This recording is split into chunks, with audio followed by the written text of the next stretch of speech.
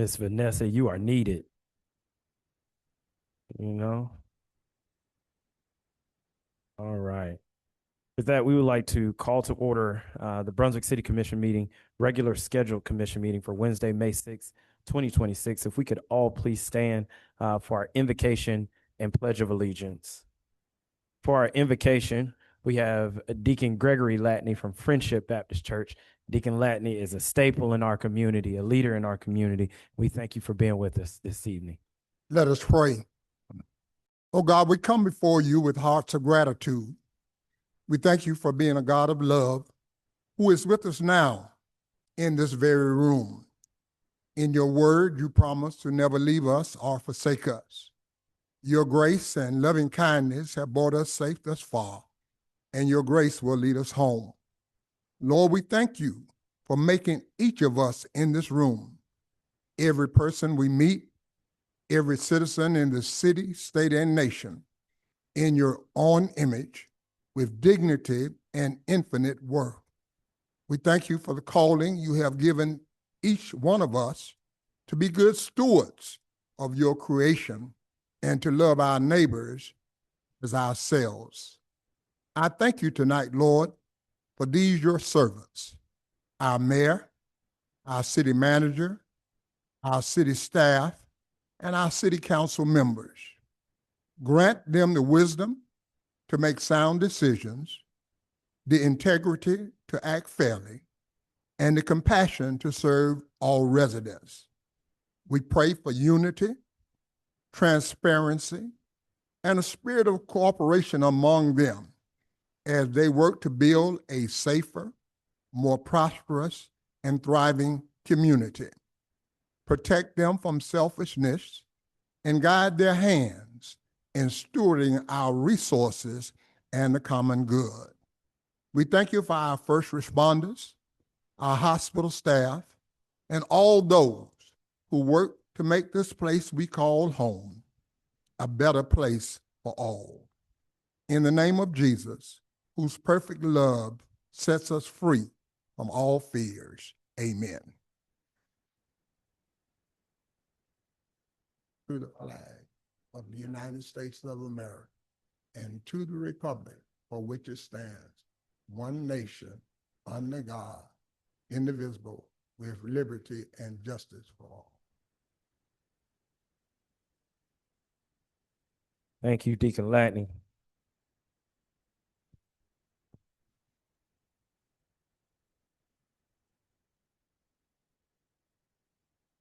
We will now move on to the adoption of the May 6, 2026 regular scheduled meeting agenda. Is there any addendums or subtraction? Hearing none, we'll open it for a motion. Mr. Mayor, I'd like to make a motion that we adopt the May 6, 2026 regular scheduled meeting agenda as presented. Hearing the first, do I hear a second? Hearing the first and a second, all those in favor show by the usual sign of aye. Aye. All those opposed, the same. Hearing none, the motion passes and the agenda is adopted. With that, we will move on to public comment period. City Clerk Atkinson. Andy Byron.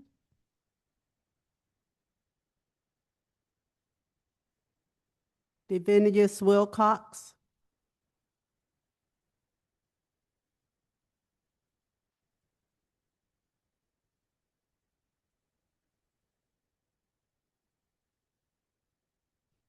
Good afternoon, everyone. Afternoon. To the Honorable Mayor and to all the distinguished guests, Ms. Clark, and to all the city officials. I'm Divinius Wilcox. I am the sole survivor of Eddie and Eunice Wilcox. As many of you may know, that my father was Howard Coffin Park, number 3 is named after him, or in honor of him. My dad was one of the first Black police officers here in Brunswick. My mother, Mrs. Eunice Wilcox, was one of the initiators of urban renewal back in 1969. Both my brother and I were graduates of Glenn Academy, 72 and 74. And so I stand here on behalf of my family and I. We live in Virginia Beach. I drove down here early this morning just to be here.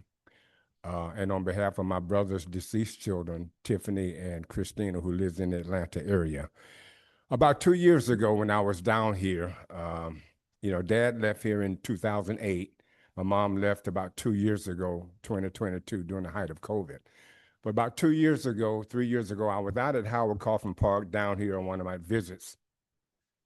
And it was during Black History Month. And I was in the main auditorium building. And I was curious. I just asked those who were there, I said, hey, I'm going around doing this study on, African Americans, people who are significant. And all of us. Wait. But I asked them, I said, who is this guy, Eddie Wilcox? And no one could tell me, even some of the staff that were out there. And so it prompted me then that I know the field is there. So I took it upon myself to have a mural made of different newspaper articles.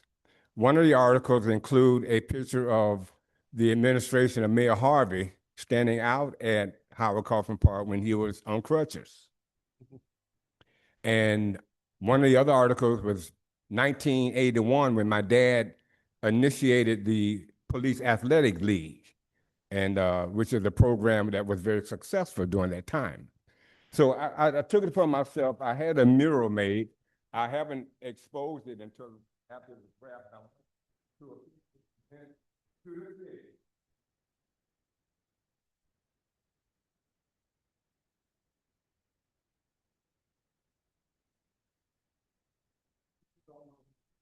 This man and my mother was.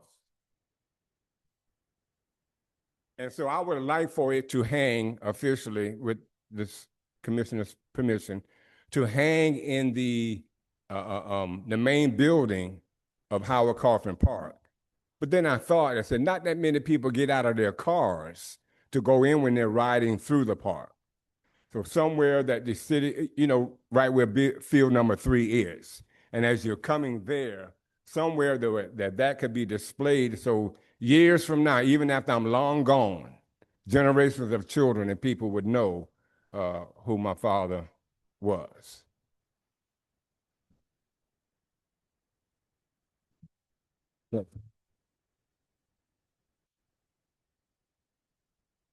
I want to thank you for your dedication, but even more so to your family's dedication to our city. I'm sure no one who is sitting up here would be sitting up here without the sacrifices of so many people in our community that makes Brunswick the amazing place it is.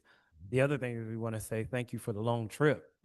We know that is a long way to drive. We wish you safe travels on the way back, and we hope that you're at least resting a little bit before you make that turnaround.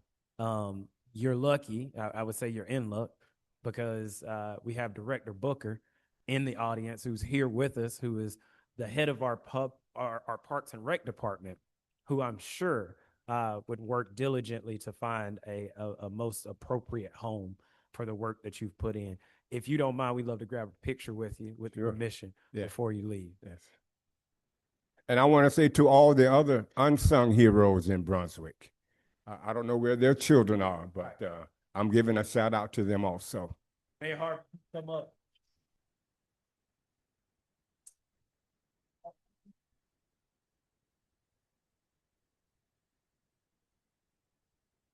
Stefani, could you take a picture for me?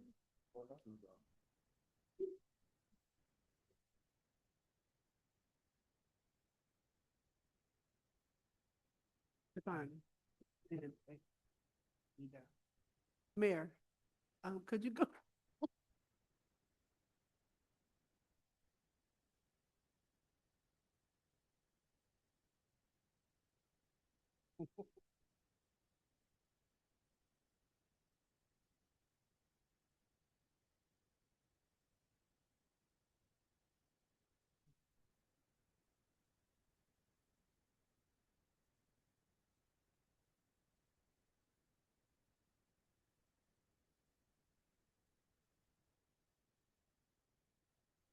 Hey, Mayor. What's talking?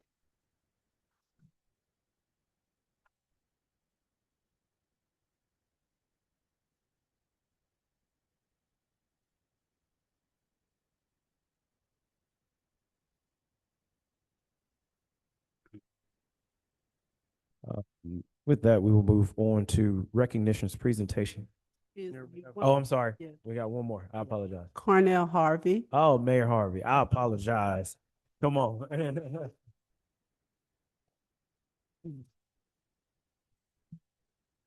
Good evening, Mayor and City Council. It's an honor to be standing before you here tonight. I talked to the city clerk to come before you this evening to try to ask if we could rename a street that we named for Coach Williams. The reason why I say that because we named the street Coach Williams. It's at Liberty Ship Park. We named it Coach Williams instead of Coach Jonathan Williams. I realize that there are a lot of Coach Williams around here. So in order to put it in a correct text to name it maybe Coach Jonathan Williams Way. So that's all I'm asking. I know Coach Williams passed away. He was on this council for, I think, about 4 terms and so forth. And maybe he was mayor pro tem, I think 3 or 4 times out of that time. And also, he was instrumental in with Liberty Ship Park. So that's why we named a street over there for him. But in our way, we did not name it specifically as Coach Jonathan Williams Way. And I'm just asking if it's all possible for the city engineer and whomever have to do department to do that, to take a look at it and see if whatever it costs, if it costs something, whatever, I will bear the cost for that, because I should have done that when I was when I was the mayor during my administration, and I did not. So thank you, appreciate it. Thank you, everything. Well, Mayor, we want to say thank you for all of the work that you've done to the city, your legacy in the city, but also the work that you put in to ensure others' legacies continue to live on in the right way. So I'm sure we'll work with you as a commission and work with your staff to make sure that we get that done. Thank you, sir. Thank you, Mayor. Thank you, City Council.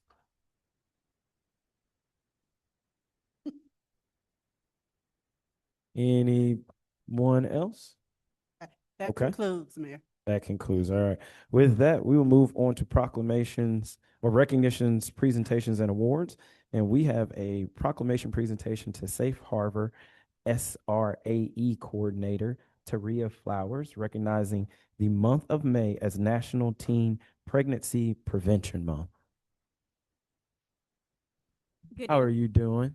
I'm good. Good evening. Good evening. I once again want to thank y'all for allowing me to come to have the month of May recognized as Teen Pregnancy Prevention Month. I am the SRAE coordinator for Safe Harbor, and SRAE stands for Sexual Risk Avoidance Education. So I'm teaching young people, middle school and high school, all the reasons why they should delay having sex.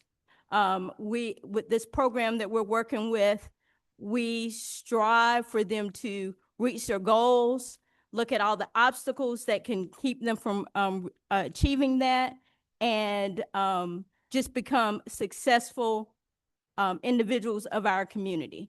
And also in the concluding of this month, we will be having our 3rd annual Safe Relationship Festival, which will be at Rise Risley on Thursday, May 28th from 12 to 3. So all of y'all are welcome to come out. And our theme this year, and hence my shirt that I have on today, is Green Flag Energy, showing positivity for our youth. Huh? All right.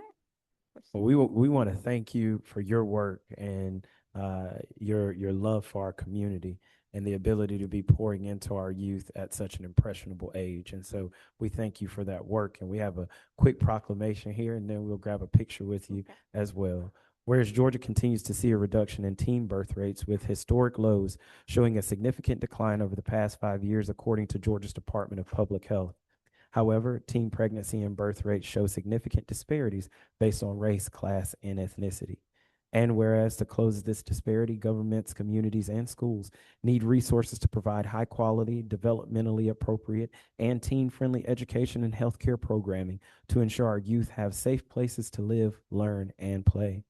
And whereas organizations like Safe Harbor and their Children's Center Street Outreach Program connects youth to teen-friendly prevention such as sexual risk avoidance education, which motivates youth to build self-esteem and develop healthy relationships. And whereas through Safe Harbor's use of Choosing the Best, a 5-program abstinence-centered sexual avoidance curriculum, students become informed, enlightened, and educated on ways to avoid the risk of sexual activity. Now, therefore, I, Cosby H. Johnson, Mayor of the City of Brunswick, along with my fellow commissioners, do hereby proclaim May 2026 Teen Pregnancy Prevention Month and urge our community to work together and continue the momentum to decrease teen pregnancy by promoting and implementing effective abstinence and contraceptive programs that empower our youth to make healthy decisions. Thank you so much.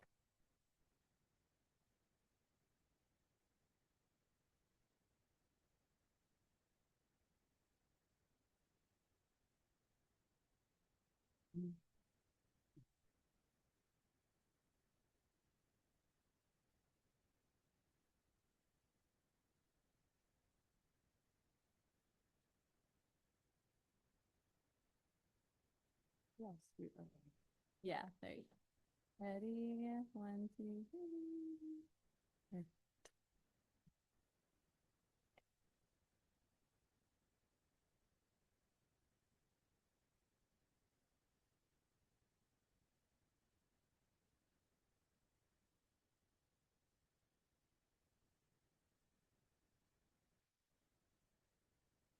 With that, we will move on to recognition of January 2026 through April 2026 Employees of the Month. I don't think it's in any kind of order, so I'm just going to call everybody to come up and we'll take a picture together. Raquel Jeffries McCray. There we go.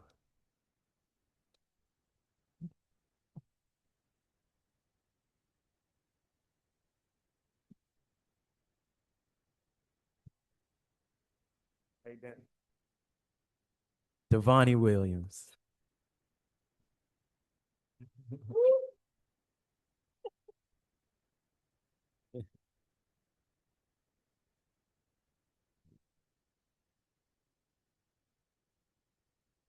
Miss Raquel is in finance and Devonnie works in the city clerk's office. They told me I got to name the department now. They've given me all of this. I will do better here. Next employee of the month, Mr. William Prather, and his department is planning and code enforcement.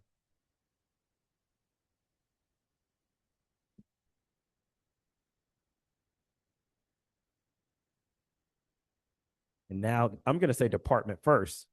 Next department, information and technology, Miss Andrea Massey.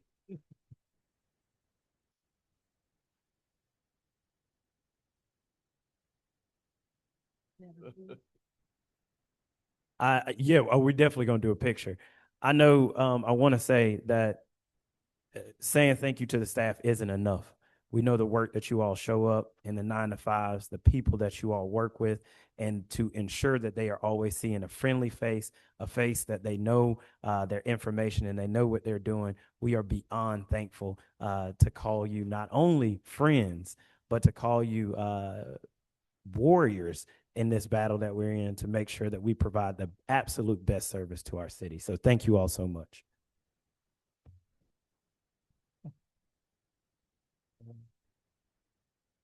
This the last one.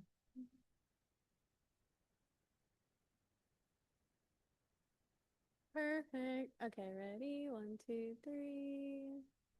Perfect.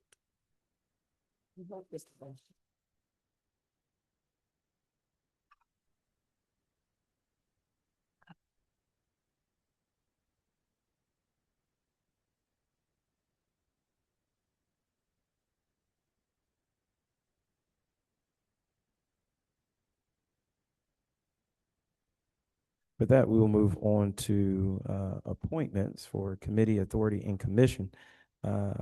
One for the audit committee, where we have 2 appointments, and I will open it up for any questions or concerns or motion.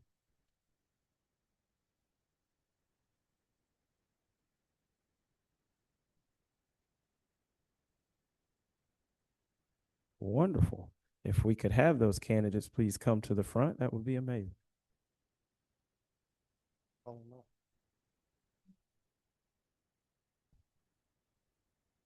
And that would be for the audit committee.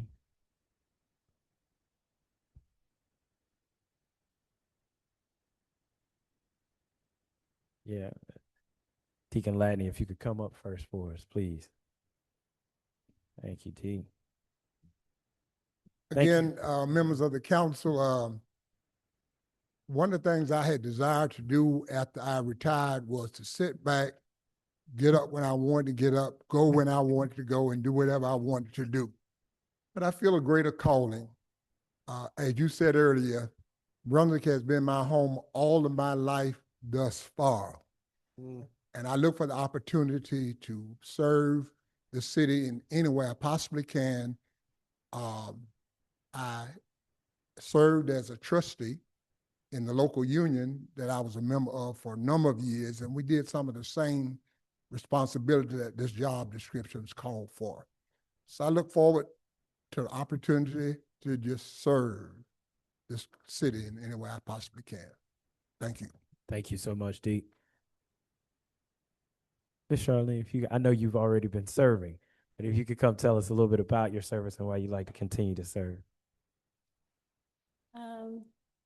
I've been a resident all my life as well. Not in the city. I was born out in the country, every city area, but I do plenty work in the city now. And my first term, I learned a lot, and respect the city, what you all do every day, and I'm looking forward to serving again. Thank you so much. Any questions or comments from the commission? Hearing none, we'll open it for a motion. Mr. Mayor, I make a motion that we accept the appointment of the 2 candidates presented, Ms. Charlene Tompkins and Mr. Gregory L. Latney, to the audit committee. Second. Hearing a first and a second, all those in favor show by the usual sign of aye. Aye. All those opposed, the same. Hearing none, the motion passes. With that, we will move on to the, thank you all. With that, we will move on to the Glen Brunswick Hospital Authority and the 3 nominations that we are putting forward. I see that we have our esteemed CEO and leader of our hospital, Ms. Jordan here, so I would invite her to come up to the front, tell us a little bit about how things have been, but it's a blessing to have you with us, and we are thankful that you are. So much. Don't you love being put on the spot? No, Yeah. I'm used to it now. Oh, thank you guys so much for inviting me just to share a little bit about what's going on at the health system. I've had the privilege now to be the CEO. I'm counting the interim period, so about 15 months. And it's been a privilege to serve the community and for our Brunswick campus to be right here in the city. So feel such a partnership with the city. Hopefully you all are feeling that, and our constituents are feeling that. We're trying to make sure that we're getting out more and showing more about what we have available for the community. So just a couple of things I'll highlight. I won't take but just a moment, but you offered the mic, so Open it I'll take it for a moment. But we have a lot of great things going on. We've been able to recruit in a number of new physicians and advanced practice providers in some key areas that we were lacking in the community. Neurology is one for our patients with dementia and strokes. People were having to go out of town to get appointments because it was taking so long. And now we've slowly been adding that, and we're up to 5 neurologists just sitting here in Brunswick now. And we have people trying to get in from Savannah because they don't have the access there. And so we're going to have more and help serve them as well. Same thing, we've been adding to our pediatrics practices because we've needed some additional pediatric care on the inpatient side for our number of babies that are now being born. We are seeing a decrease in the number of teenagers having babies, but we've been delivering more at our Brunswick campus, about 50% more that are coming from outlying communities who need care. So we've needed to provide care for that. So we're super excited to continue to serve the city and the county, and excited to be partnering with you guys. So I'm excited for our hospital authority nominees too, to share. We have a number of folks that have done so much for the community, and I know they're all excited to share it with you. Thanks. Thank you. With that, we'll move on to the nomination process, and it seems that we have 2 terms to fill, and we have 3 people who've put their name forward: Mr. Barrett Walker, Dr. Stephen Thompson, and Dr. Rhonda Waller. If you are here, yeah. We know, I think Dr. Waller is out of town, but she's definitely communicated with the commission and sent in her credentials, so we are thankful for that. But if Dr. Thompson and Mr. Walker are here, we would love to hear from you, and we would love to hear from you about your want to serve on the hospital authority. Good evening, everybody. Good to see you. It's good to see you. My name is Barrett Walker. I've been serving for the last 8 years on the hospital authority. One of the things that I like doing is serving our community, especially our African-American community, but I have expanded through the committee and the chairmen that I have going to HBCUs and trying to get them to come into the intern program that we do have at the hospital. We have different flyers going around the state of Georgia. In the 7th district, which is Alabama, Georgia, and Florida, I have asked from our fraternity to extend it to those states as well. So my focus this year is trying to get as many African-American young doctors in the intern program, get them here to Brunswick, and hopefully they could stay.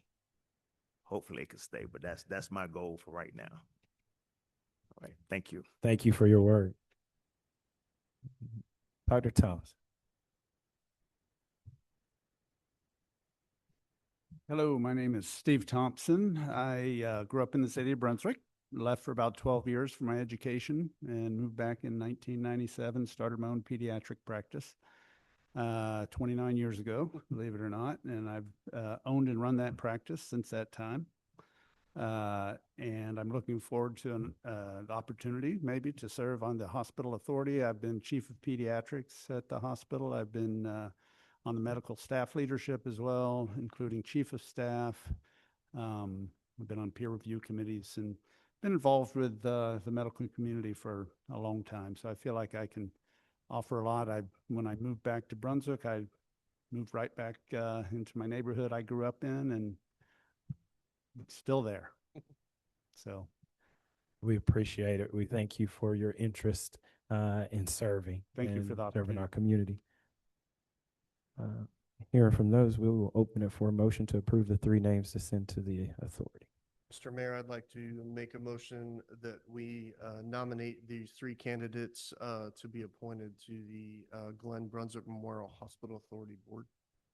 Hearing the first, do I hear a second? Hearing the first and a second, all those in favor show by the sign of aye. Aye. All those opposed? Hearing none, the motion passes. Thank you all. With that, we will move on to number 3, Planning and Appeals Commission for 2 appointments. The appointments to be filled are from Commissioner Julie Martin and Ms. Grace Green. The names submitted are Ms. Brandy Foster, Ms. Julie Martin to continue to serve, and Ms. Grace Green to continue to serve. So if you are here, we'd love you to come to the front so you could tell us a little bit either about your service already or if you will want to serve. Yeah, you can be first. Hi, my name is Brandy Foster, and I just moved here, 5 months ago from, I was born and raised in Atlanta. So it's a big change for me to kind of slow it down a little bit. And there's something to be said about flat ground, I must say, when you get a little older, knee problems. And also being close to the water is something I really wanted. And I'm a real estate agent and a notary. I wanted to get as far in the state as I possibly could before, I go to Florida, and just wanted to move somewhere different. I saw what worked and what did not work in Atlanta and its many boroughs. I was lifelong Atlantan, lived there my whole life, and I just felt like it wasn't a part of me anymore. Everything looked the same contractors, the same everything. And I just didn't recognize where I grew up. No flavor, if that's to say. And so I love Brunswick because it's got flavor. And I want to make sure that it stays that way and it doesn't get, cookie cuttered. Like, I don't know if you've been online and say, what city is this? Is this Santa Fe? Is this,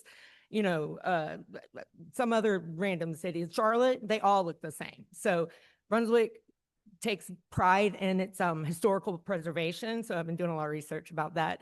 And I really, really would like to be part of that because in Atlanta, we don't have anything that's over 200 years old. So, so it's very interesting to me to learn that kind of thing. So I appreciate the time and I hope to work with you soon. We appreciate you. Thank you so much. Commissioner Martin, always good to see you. Thank you. See all of you. Well, I'm Julie Martin, and I have had the pleasure of serving on the Planning and Appeals Commission for the last, I think, 3 years. And certainly my real estate background for the past 20 years has been very helpful in making wise decisions and deliberating over things and giving it the thoughtful consideration that's needed when people come before us. And so I would love to be reappointed and would certainly enjoy serving my community and the betterment of the growth of our city as we plan to move forward. So thank you. Thank you, Commissioner.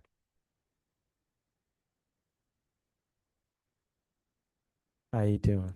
Good. I'm Grace Green. I have had the privilege of being the chairperson for the Planning and Appeals Commission since our mayor pro term got a promotion. First off, I married a Brunswick boy, so I'm not from here, but I love the city of Brunswick. I can't say enough things about how working with the staff and John Hunter and, I think we can see the big picture and see the big things, the details and what's happened in the zoning ordinances and the way that has changed has really changed how the applications come in, how we see things, how we evaluate things. I feel like we've learned so much in the past few years.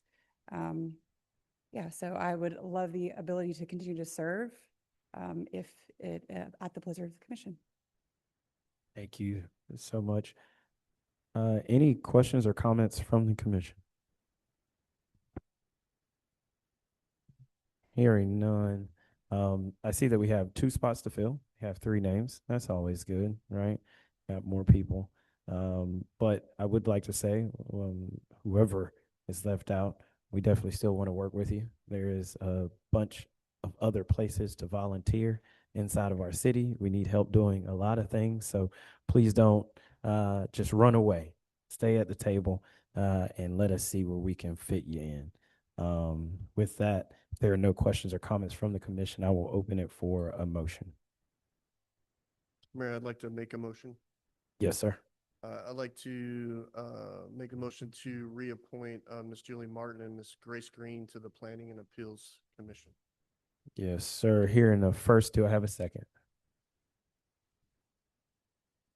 Second. Here in the first and a second, all those in favor show by the usual sign of aye. Aye. All those opposed, the same. Hearing none, the motion passes. Thank you all. And Miss Brandy, we will be bothering you. Okay. So, thank you. With that, we will now move on to the appeal process and the appeal of alcohol beverage license suspension for Island Jerk Shack LLC located at 4420 Altama Avenue. And I think Corey. Yes, I'll Yep. be opening up the hearing tonight on behalf of Amy. What you have before you is an appeals hearing under section 3-26 of the City Code of Ordinances. If you recall, at the April 15th, 2026 meeting, sorry if you can hear me, this applicant, his license came before you as it relates to an incident that happened at the business, I believe on April 13th or the morning of April 13th. The commission at that time took it into consideration, voted to suspend the alcohol license, and I believe it was to a date certain for the purposes of looking into getting more information and allowing the investigation to ensue. We did issue a letter directing the applicant that the license had been suspended and advising him of his rights to an appeals hearing. He elected to seek out that hearing, and that is what we hear about tonight. I do think I've provided some context and some guidance, but I'm happy to go back over it after the close of evidence as to what decisions are available for the city commission tonight. But essentially, this is his opportunity to come forward and present evidence as to why he believes the suspension should be either lifted or a different decision should be taken by the city commission. I know that Mr. Miller, Jonathan Miller, is here on behalf of the applicant, representing him in a legal capacity, and I would turn it over to them to see if they wanted to present any evidence, and then if the commission has any questions. Wonderful. We will open it up for either the proprietor to open up and talk to us, or his legal counsel can kind of fire. Yes, sir.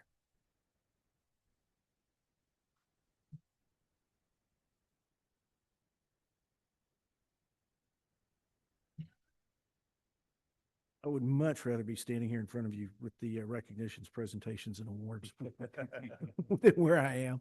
So, but Mr. Morris is the owner of the business.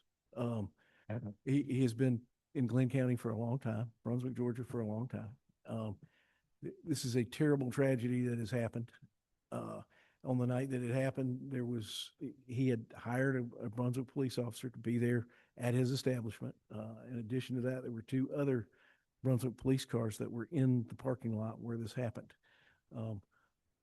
We're not here tonight to argue about what was right or what was wrong. We're here to say, what can we do to make this a better situation, make you comfortable with letting him remain open, and moving forward on a positive note so that he can be a businessman in Brunswick, Georgia, and continue to be a productive member of Brunswick, Georgia. If you have any questions for us, go forward from there. Wonderful. Questions or comments from the commission?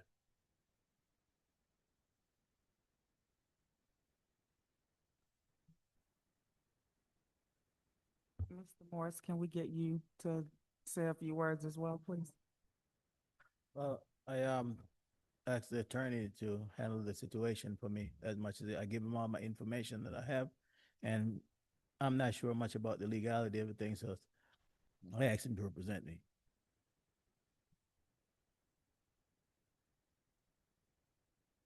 Attorney Miller, I think I have just two questions. He has been open, but just not selling alcohol. Am I correct? Yes, he has been open. Okay. I think it has hurt his business tremendously. And, in order to be open, you've got to make X amount of dollars to pay your bills and do the things you need to do. And I think that's hurt him a lot. But I do think that his business is more than 50% food, and then alcohol is just the on top of it that helps him make his profit.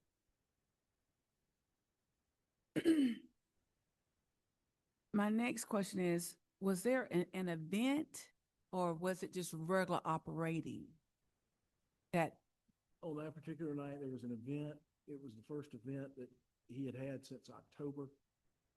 He had done that because he looked at his records, and he was going to make about double what he normally made on that particular night of the week by having an event. And because it has gotten so difficult to make a living doing this, he said, okay. Was that an event that he sponsored or he allowed his place to be rented out as? Can we get you to speak in the mic, please? Sure.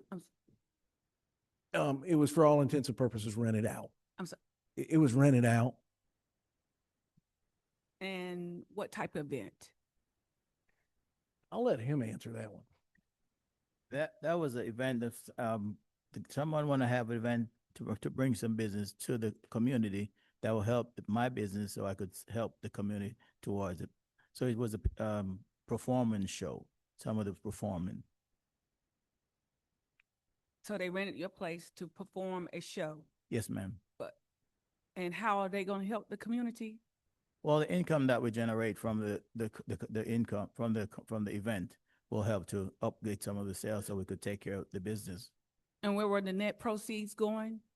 That just the alcohol, beverage, and food that I sell, and then Where were the net proceeds it was going? going to the guy who provide the service. He says he's a promoter, and he's provided. I think he's wanted to do a fundraiser to do towards the community. That's what he told me. So nowhere particular, just in general in the community. He said want to donate to the community, give back to the community. Thank you. Okay. Additional questions or comments? I have a couple, Mr. Mayor. Can you just refresh my memory on not your special events, but standard hours of operation? And during those standard hours of operation, is your kitchen open, or is there a time that your kitchen closes and then you continue to serve alcohol? Actually, I extend the hours based on the food, the kitchen, not for the alcohol or not for the events. I'm the only person that open in that side of town after 10 o'clock. So my food business went up when I stay open. I also add DoorDash, Uber, and have them late so they could come in and get the food. So I open all night long while I'm in the building to sell food. And what are those hours? Like, what time do you open in the morning? 11 o'clock and weekdays, Uh-huh. I open 11 in the morning till 11 at night, a weekday. Sunday till 12 o'clock, selling food, no events. And Saturday and Sunday, I go till 1:30 selling food, with or without event, Friday and Saturday. Friday and Saturday, And you continue to sell food until 1:30 till in the till morning. 1:30 in the morning. No one else gets served food or alcohol after 1:30. After 1:30, the bar is closed, only food from there on. Okay. And then you did mention in your previous testimony that there was a off-duty law enforcement officer present in the parking lot. Is that a standard practice, or was that only for this special event? Did the promoter pay for that, or did you pay for that? And what were the hours of that officer being on scene? Okay, the standard procedure is whenever I have an event, because we do not have event since October. I have not have an event, one event before that one. Yep. So when I have an event, I ask the officer to be there on duty. Mhm. So that's the standard for that. But if we have no event, which way we haven't have any event, it's just people just come in and get food. So we mostly do just food. I do measly maybe 15-20% to weeknights on alcohol sales. I have an off premises license. That's what I use most to do events off premises. So on the day of the event that we're speaking of, did you specifically pay for that officer, or was that paid for by the promoter? I pay for the officer. Okay. I pay the officer. And what time frame was he on? What time frame was he on? 11 till 2:30. Yes, sir. And I pay for all the securities. I use my personal security. It doesn't matter what event's going on because I know they got my interest at heart. So I use my security always. And I use an officer who I think have the best interest for the business and for the city. Thank you. And then do you have surveillance video on the inside and outside of your business? Yes, sir. I have turned that over to the city of Brunswick. They had all that. Thank you. No further questions, Mr. Mayor. Without going into the area of the investigation that is still ongoing. And so we have to be mindful how we tread in our questions.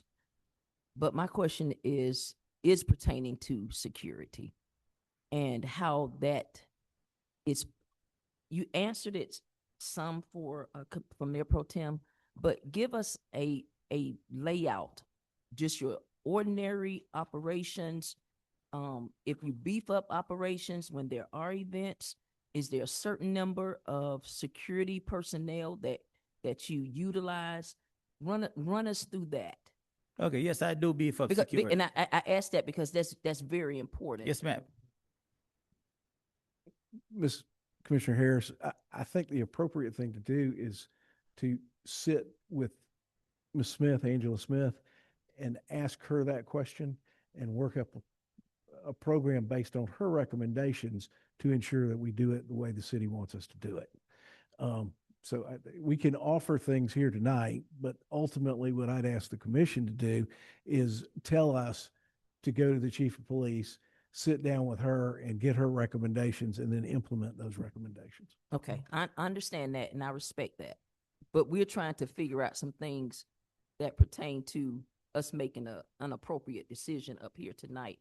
Not as much as setting up a plan from the DIOS for you all, because that's your responsibility. Right. That's not the DIOS's responsibility. And so we're trying to understand the situation better, that if we are to make a recommendation, which I don't think we can make that overreach to tell you how many personnel you need to have, that's something you have to determine for yourself, and the safety of your facilities or those grounds and stuff. So that's why I asked that question, is how are you making sure that those grounds are secured? Yes, ma'am. What I do beef up security. I have security, my security inside the perimeter. I have beef up security. And the officer that's off duty, I also asked him to make sure there's adequate help if he needs help. So he's responsible for getting the backup if he need on my expense. Thank you. Okay. Questions or comments? Wanted to add, do you remember when you came before us to get the new license when you moved in the building? It wasn't the same administration, but I was a part of it. And the mayor asked you a question and he said, what do you plan to do with your business, right? So he said, are you going to have parties? Are you going to have events? So you said strictly restaurant. You were doing good for a little bit. And then it went back to the events, operating like how you were at the other location. I sat up here and I vouch for you because you are a person that you do tremendous amount of work in the community. You give back, you do all of that, but just stick to what you say when you tell us something, and then don't go back on it. Just do what you tell us, because you told us that you weren't going to have events. You said, attorney, you said that he didn't have any events since October, but we're in a world of social media now, and we see that people are having an events, and it's been events October, November, December, because, you know, people send us stuff on social media. I'm a person that's on social media. So if you're having events, just say you're having events. Don't say that you haven't had it a certain time, because we want everyone to be honest when they come up here. We want your business to thrive. We want you to be able to make money. We just want you to just be honest across the board. That's all I ask. Thank you. Okay. If there are no additional comments or questions, I guess the only question I have is, am I hearing it right that on a normal basis, you're operating a restaurant that serves alcohol until 1:30 in the morning? We serve alcohol till 1:30. We close, the time frame is weekdays, 11 till 11. Sunday till 12. We stop serving at 11:30 on Sundays. No alcohol after 11:30. You could get food, but no alcohol. On Friday and Saturday, we stop serving alcohol at 1:30. No alcohol. You could get food till you go through the door. Okay. And I also hear that on special event nights, Yeah. you are hiring security, right? Yes, I do. But you don't count staying open to 1:30 a.m. As a special event. So you don't have additional security on just the regular days you're serving alcohol until 1:30? I do have security. I have inside security. Inside security. Yes, and I do have a agreement with the officer. If I need him, he's always there for me if I need him. Okay. Officer Bradley. And what constitutes need for you? Like how are you gauging whether you need him or not? Will I gauge him? Yeah, If how you said he's always on call if you need him. So If- how are you gauging whether you need? If I'm inside a restaurant running a business and I saw a tour bus pull up, I'm gonna call Officer Bradley because I don't think I have staff to control this tour bus. So I call him and he'll be there. He told me he'll be there for me if I need it. And so there's a certain amount of people. And so once you reach a certain amount of people, you're calling in extra security. That's how you're gauging it. Well, if I got 50 people in there, I need an officer. And I guess I'm trying to distinguish between the security that you say you have at all times. Yes, Because you say you have security all the time, right? on Fridays and Saturdays. Every Weekday, Friday and Saturday, you have if- security. I do. And then you're telling me that if there are an additional people, if there is additional people or it gets to a certain number, you can call additional security. Yes, I can. Okay. And so every Friday and Saturday, you have security of your own. Yes. Okay. Okay. Last question for me. How do you train your staff, or how does your staff recognize someone being overserved? How do you all gauge this person's had too much? How are you training that in your staff? I train them. I've been serving alcohol for over 30 plus years. I went through a whole lot of intensive training to responsible vendors. I work for corporate hotels and chains. That's why I'm here in Brunswick. So the training that I got over the years, I implemented inside my business with all my staff members. And if they serve someone and they look like they have a little drink more than they have, we cut them off, get them water, give them somewhere to sit, give them food, give them tea, whatever it is, and try to sober them up before they go out. And I personally do it myself because I do it every time I'm there. And I make sure I pay attention to all my customers. Their safety is first for me. Okay. Thank you for answering those questions.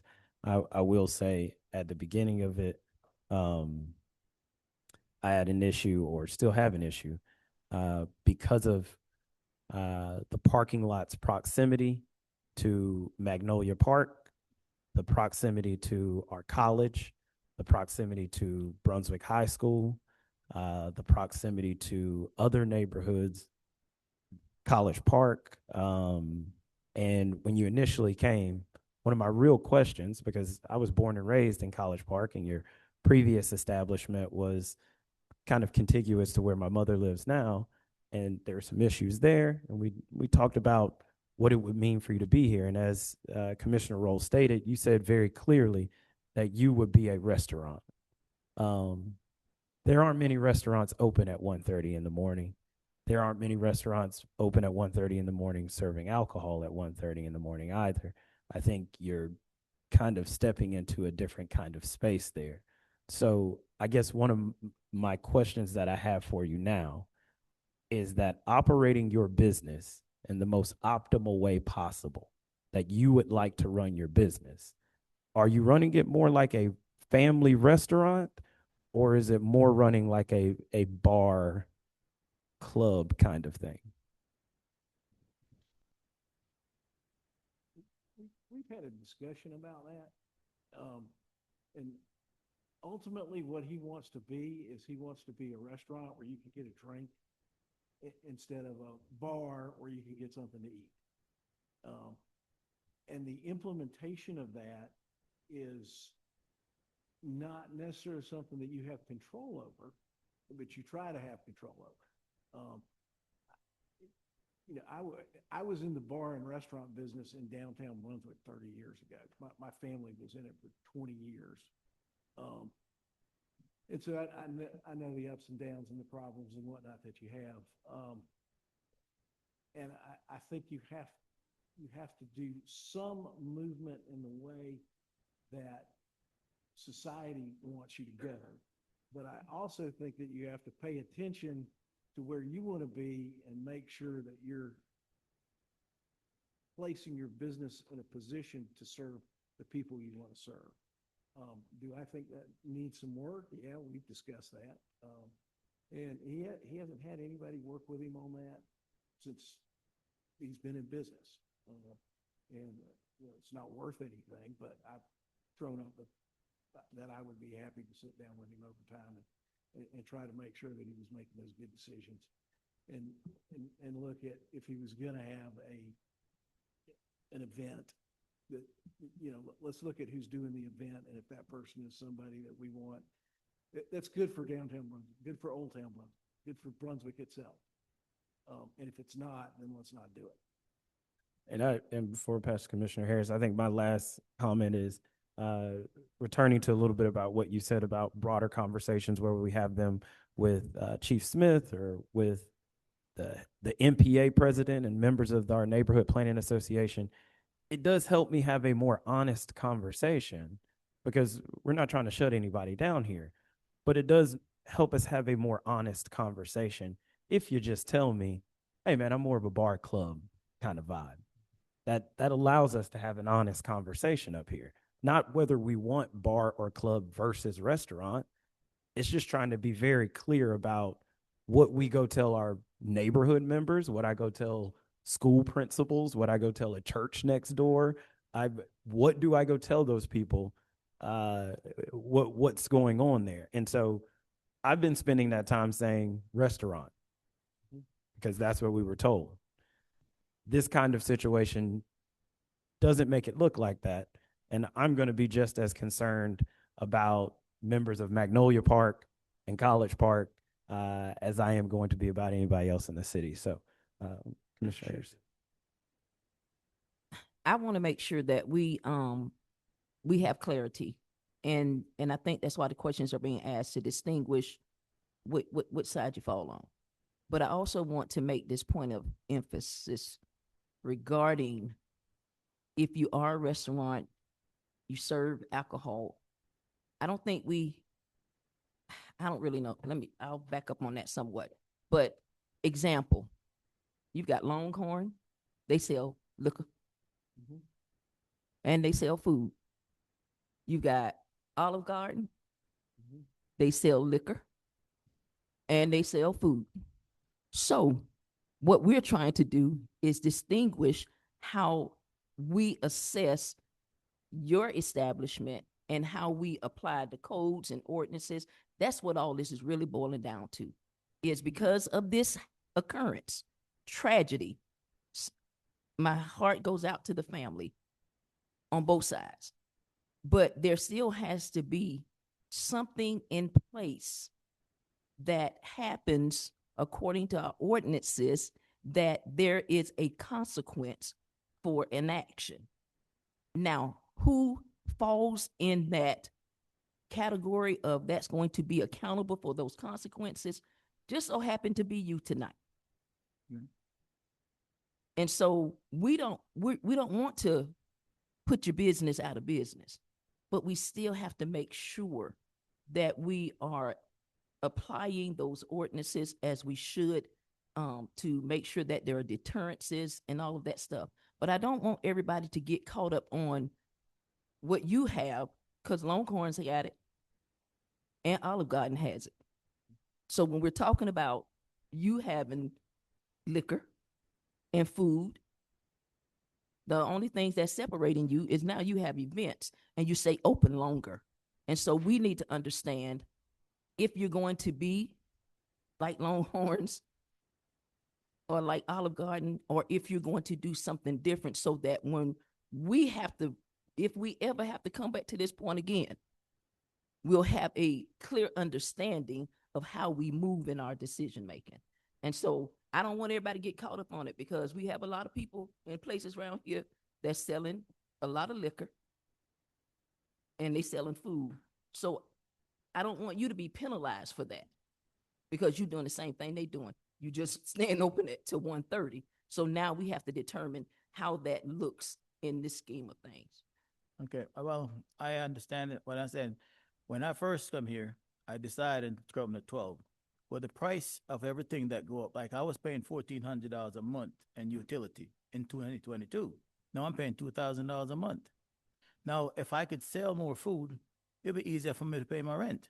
Now, I also achieved an off-premises license. I don't need the place to do any more events. I could go, if somebody approached me, here we go, get a building, I'll get a permit, and I'll pour alcohol for you. So it's going to be restaurant, but I'm going to serve as late as I can allow to serve food. And it won't be no more event, because now at 2022, I did not have an off-premises license. The city did not have one. They implement one later on. So now we have one. So I don't need a place to do any more events. I'll just serve my food as late as I can serve my food. Because if somebody's like, George, I need something to do, get yourself a building and I'll go and get a permit and I'll pull a permit and I'll go pour alcohol. May I throw one thing in there? Probably inappropriate, but, your reference to Longhorns and Olive Garden is, I think, what every restaurateur would strive to be. But then there's a lot of restaurants out there that wind up being Chili's. Okay. And so you want to strive to be a Longhorns, but you may wind up being a Chili's.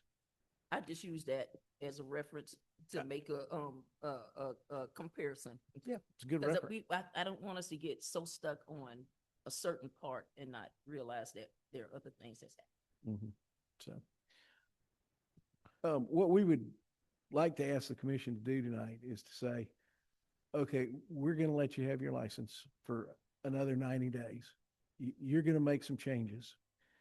You're going to make those changes based off of what you guys direct, whether that's us sitting down with Angela Smith, Chief Smith, and putting together a package that may say you have to close a little bit earlier, you may have to quit serving a little bit earlier, those kind of things, and then let that work during that time frame.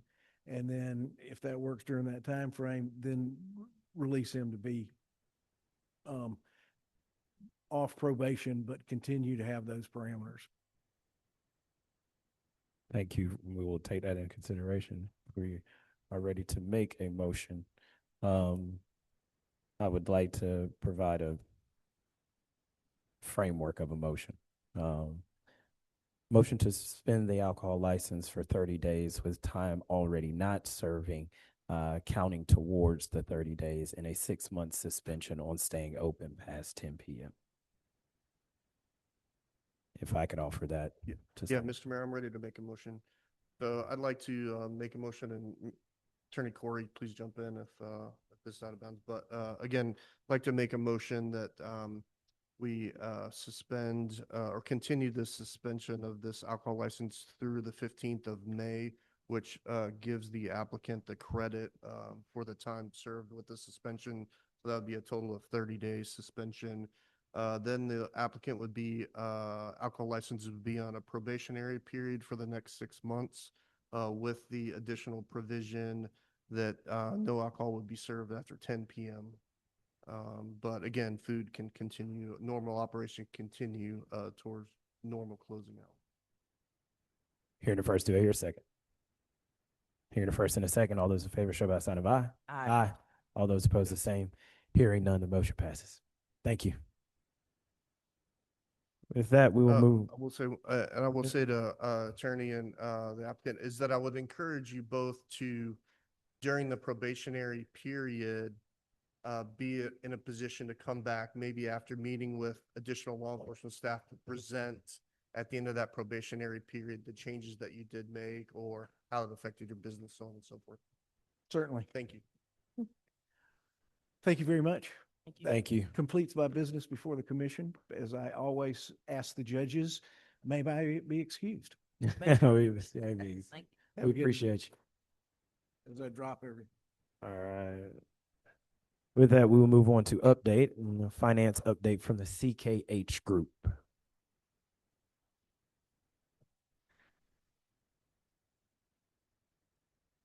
There isn't a name beside it, but we welcome you here.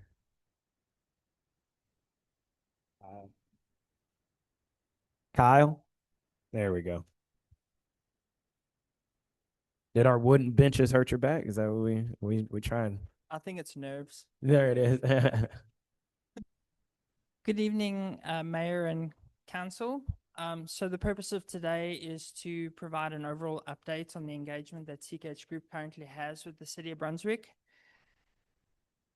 So if you look at the first page, looking at the agenda, we start off by just recapping on what the initial engagement was about, how we planned out in terms of this, determining how long it would take. We then look through the 3 phases of the engagement that we identified furthering into additional support outside of the original engagement, and then what we've achieved so far, and then what the next steps we feel are as we continue. So looking back at the initial engagement, it was identified that the city needed assistance in getting fiscal year 25's accounting records up to date and getting the city ready for audit. So with that, myself and my colleague, we came down for the initial engagement where we spent 3 days performing a ground assessment and engagement planning. With this, we sat with key players within the finance team, understood assistance that was needed, the pain points of the team, and with that was able to structure out the best possible approach in order to achieve what the city was looking for. Based on this, we had determined that there was a 3-phase process. First phase being making sure that the trial balance was ready. Second phase being making sure that the city is ready for the audit. And third phase, providing support to the auditor upon their procedures, as well as training the finance team and assisting the finance team with ensuring that there's sufficient financial policies in place and SOPs for the various aspects within the finance team. So based on that, it was originally determined that the engagement would run from August 29th through December 31st. So diving deeper into the phases, looking at phase 1. So phase 1 was initially supposed to run from August 29th to September 29th. And the phase 1 consisted of ensuring that the 2024 audited trial balance agreed with the cities or vice versa, and ensuring that the opening balances were correct. Along with that, ensuring that the 2025 general ledger was complete and that all transactions were correctly coded and processed accordingly, followed by performing the bank and credit card reconciliations, as well as the due from and transfer to and from reconciliations for the 2025 fiscal year. As you can see, as per the initial engagement, the target completion date being September 29th, where the actual completion date ended up being October 31st and November 30th for those particular sections of phase 1. With that being said, I do want to focus on or emphasize the reasons why it did take longer and the roadblocks and challenges that came along the way, which resulted in this. So during our process of analyzing the general ledger and getting the data accurate and up to date, items were identified in the sense of journal entries were posted irregular.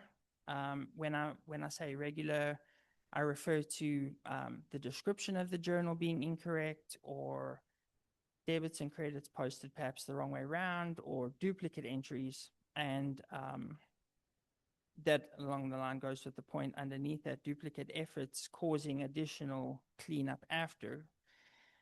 Other areas, I do feel that the finance team was very new to the fiscal year, being very new to the city. They were also acclimating themselves with the processes and tasks that needed to be performed. And there was an element as well where we do feel that there was not sufficient handover processes done to enable them to do what they needed to do effectively. So looking at all of that, that resulted in us diving deeper into the general ledger, working out what the incorrect entry was, why it was incorrect, correcting it, and then being able to, sit down with the finance team and actually show them what was done and what needs to be done going forward. Moving on to phase 2. Phase 2 was which was initially supposed to run from October 1st to October 31st, being the audit readiness phase. This entailed ensuring suspense accounts, miscellaneous accounts, all of the other type of accounts within the balance sheet and income statement, making sure they make sense. And then along with that, working with the finance team in splitting out the PBC list provided by the auditor in terms of what documents and that they would require, and making sure that everyone had sufficient tasks at hand, to achieve the same goal. As you can see per the engagement, the original or targeted completion date being October 31st. Due to the trickling of phase 1 taking longer to complete with the additional cleanup and training on hand and assisting the finance team with daily tasks that they needed guidance and clarity on, this all accumulated and obviously resulted in the delay taking place. So the actual completion date being November 30th, and the providing all the data for the auditor, instead of being October 31st, ended up being December 15th. Moving on to phase 3. Phase 3 basically entailed, so there were multiple elements regarding phase 3. Phase 3 being supporting the auditor as well as the city in terms of questions the auditor may have had during the audit process. It was also making sure that knowledge is shared between, with the finance team on best practices, how to do things better, more efficiently, and also working with the finance team as well as Ms. McDuffie in revising the finance report, building sufficient SOPs and financial policies to ensure that these errors and inconsistencies don't happen going forward. Initial target date, December 31. The knowledge share of the corrections and training was completed in January of 2026. And in terms of the audit support, based on the most recent meeting that we had with the auditor is in the finalizing phases, and they do anticipate it will be completed in the coming weeks. So moving on from there, like I mentioned in the beginning, there was additional support outside the original scope with the city. So what I mean by that, we assisting the finance team with the preparation of the past couple commission meetings, providing support to the finance team to ensure that their tasks and targets are met in terms of their daily duties, providing support to the finance team regarding questions and guidance. And what we've gone further on with is continuously providing the monthly support in getting fiscal year 2026 in order and cleaned up and up to date as well. So when I look at everything that we've just spoken that I've shared with the city now, looking back at what we've achieved over the current engagement period, FY25 audits is in finalizing phase. The city now has a new revised version of the finance report to show more clear and precise information.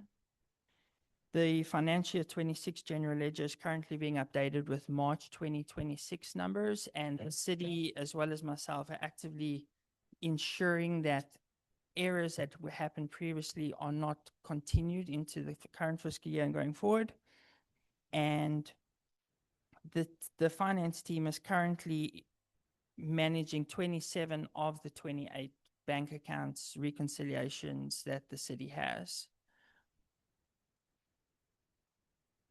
So looking at next steps in terms of our support to the city, we have been assisting Ms. McDuffie with the hiring of the new finance director, and we've sat in on a couple of interviews to provide our feedback based on what we know from how we've helped the city currently. Once the hire has been finalized, we will then assist with handing over of, all the knowledge we've gained over the period that we've assisted. Along with that, finalizing and providing the best practice SOPs, financial policies for, moving forward in terms of the different aspects within the finance team, as well as providing documents on critical tasks, due dates, and task reminders in order to ensure that routine tasks are kept up with on time. Step number 3 is already in process, the training and handing over of the last bank reconciliation to the finance team. And the last step from there is just ensuring that the finance team is comfortable with the way that the new finance report is populated so that that can be handed over to them as well. And that is all I have at this time. Thank you for that. Questions and comments from the commission?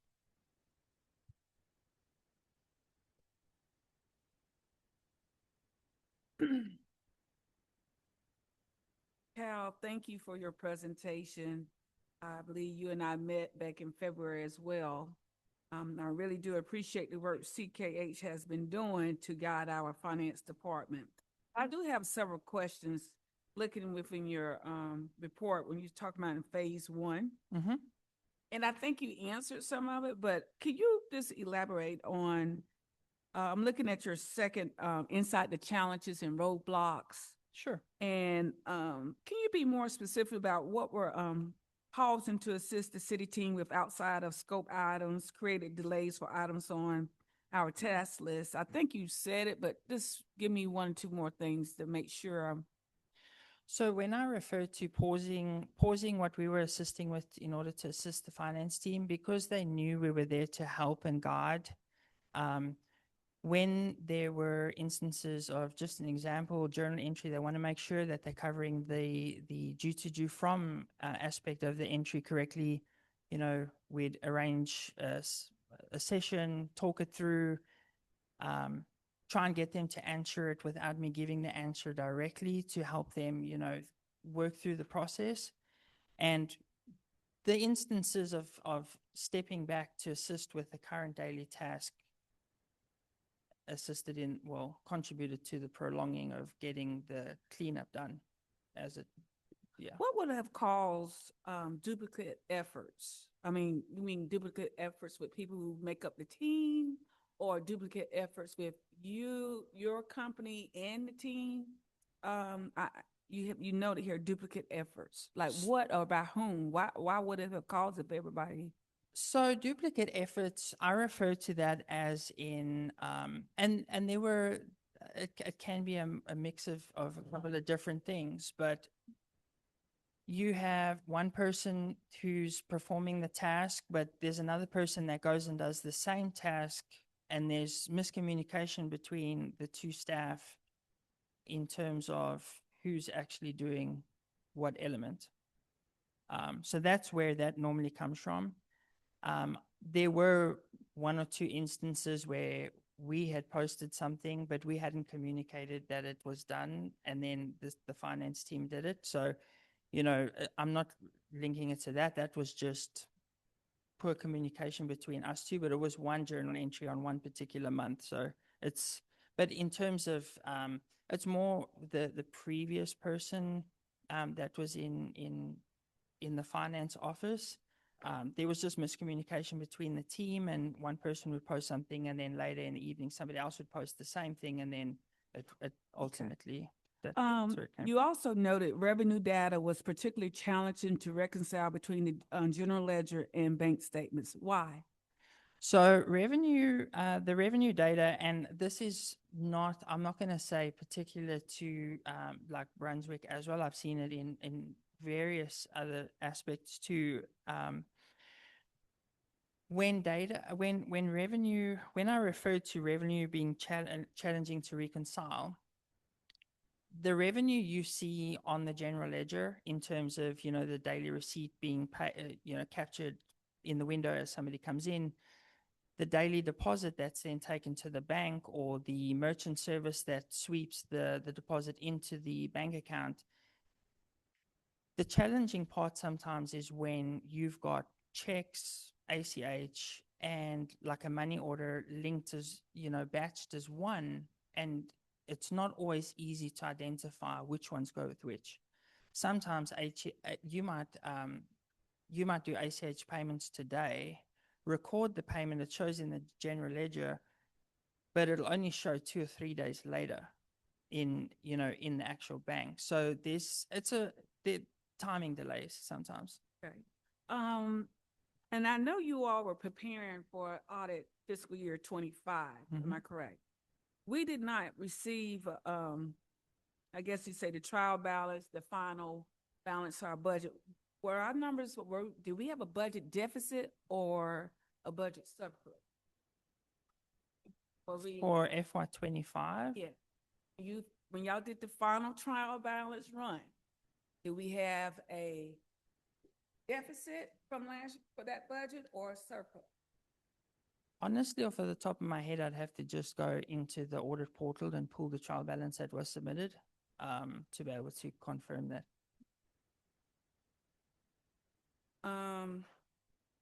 Moving to phase 2.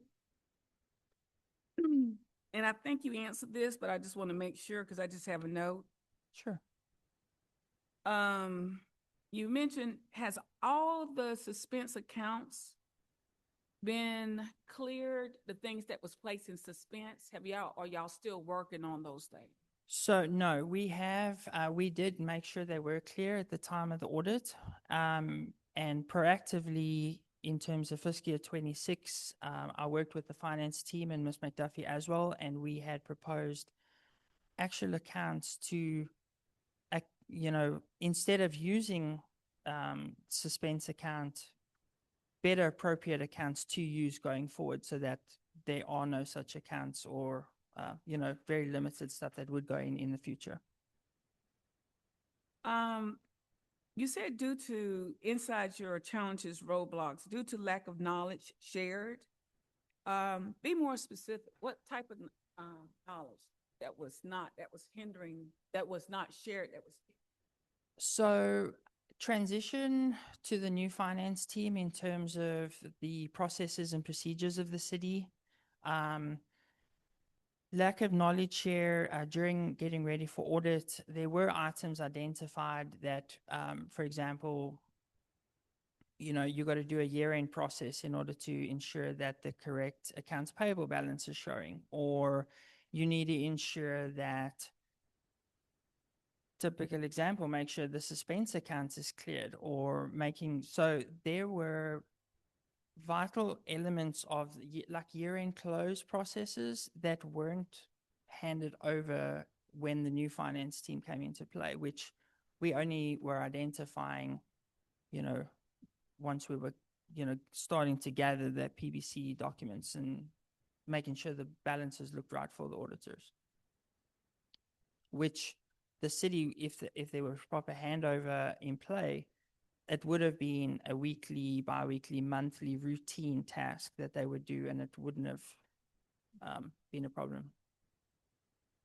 And I think audit, when would you expect it to be completed it would be completed, not by the auditors, but for our part, when would that be completed? So the 25 audit right now is currently being finalized and drafted by the auditor. Okay, There's so all nothing due from our side. It's they basically finalizing the financial statements on their side. Do you know when they have that probably done? I think in the meeting earlier this week, they anticipated either towards the end of next week, the 15th, or maybe the week just thereafter. And one last thing. Okay. Internal controls, as you've been working through, do you see any areas of need for improvement for our internal controls, or do you feel like we're not exercising the internal controls that are there within the current SOP?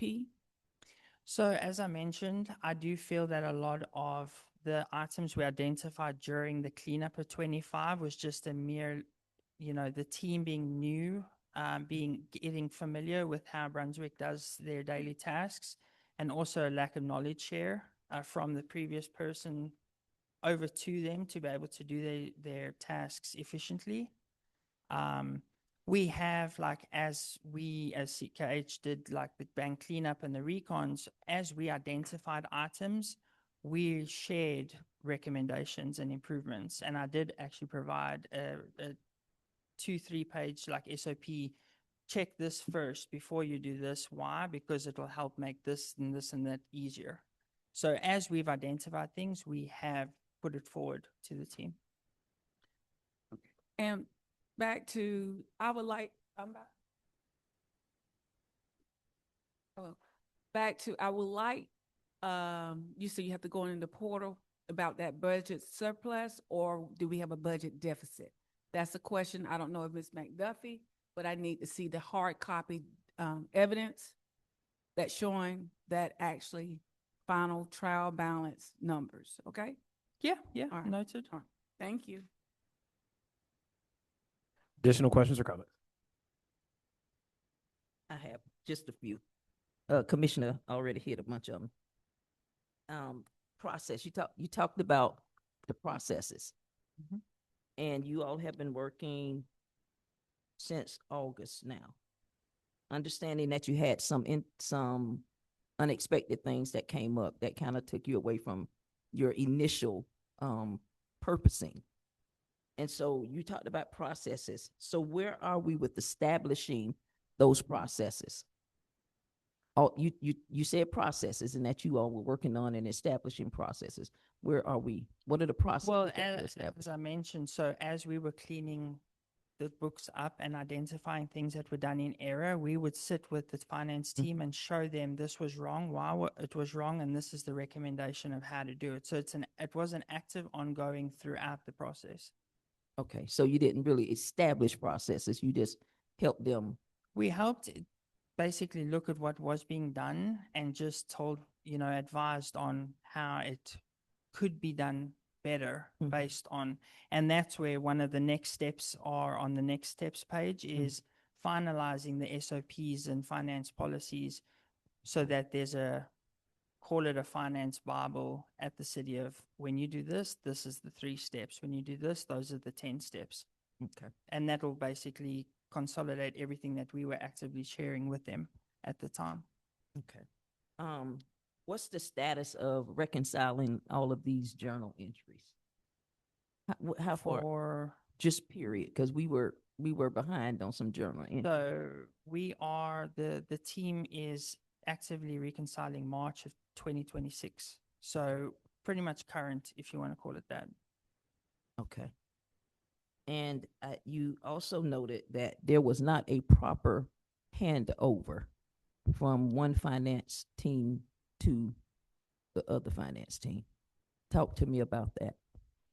So really just like if there was a system in place where at year end you need to make sure that you reverse this accrual and raise the new accrual for the current year, it's sharing that vital year end information.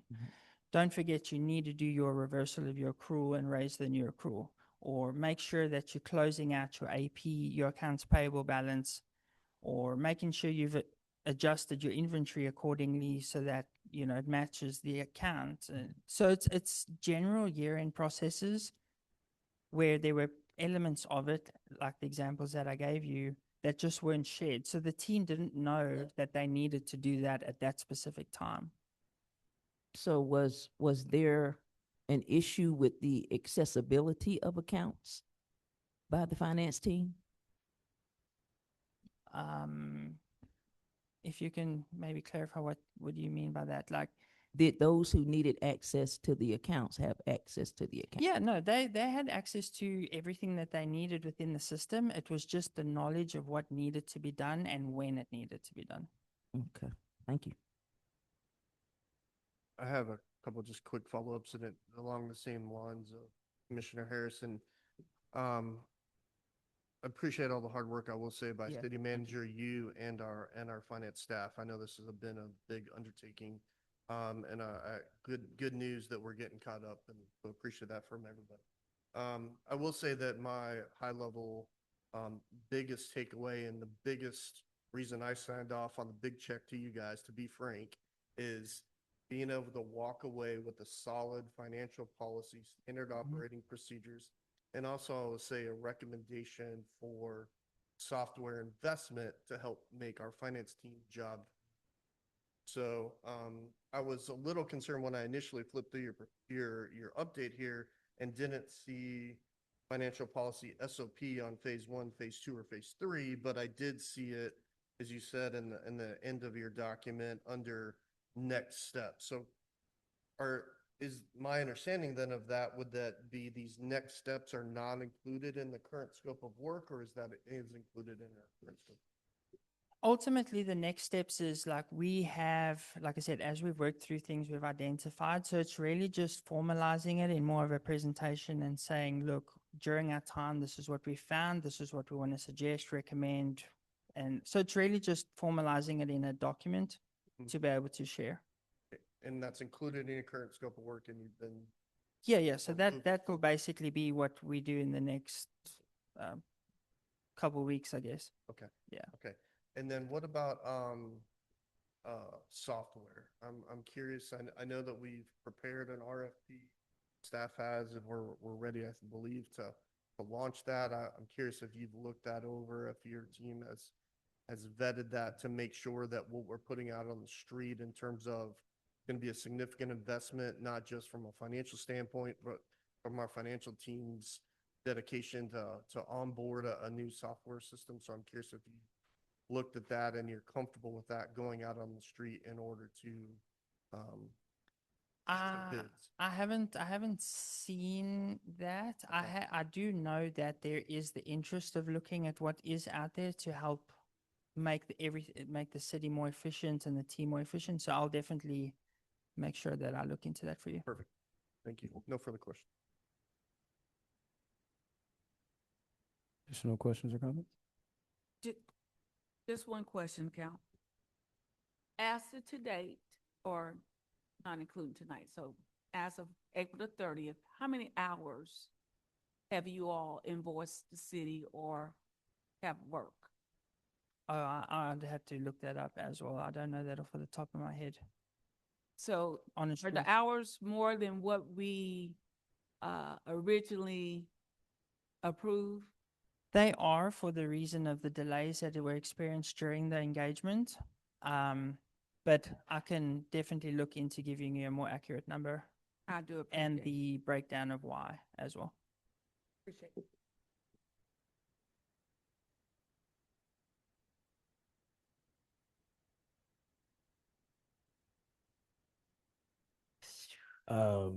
Any additional questions or comments? Hearing none, we'll close it. Thank you so much for that presentation. Thank you very much. Thank you. We are going to excuse Commissioner Harris. And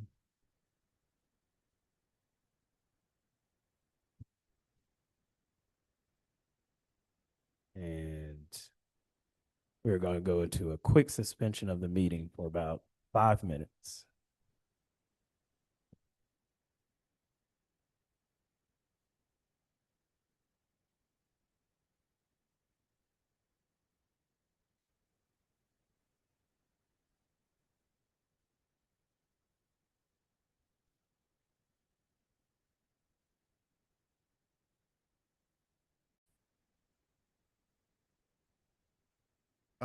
At this time, I'm going to reconvene our regular scheduled Brunswick City Commission meeting dated May 6th. At this time, I'd ask for a motion that we adjourn for the evening based on recent news. And we defer the rest of our agenda that is currently before us to a later determined date.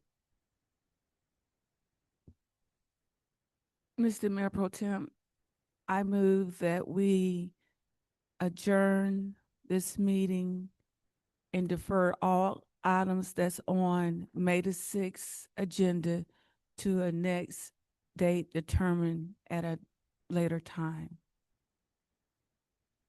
Yep. Second. So I have a first and second on the floor. All those in favor signify by saying aye. Aye. Any opposed? Hearing none, that motion passes unanimously. Thank you. I got to get out. It's not.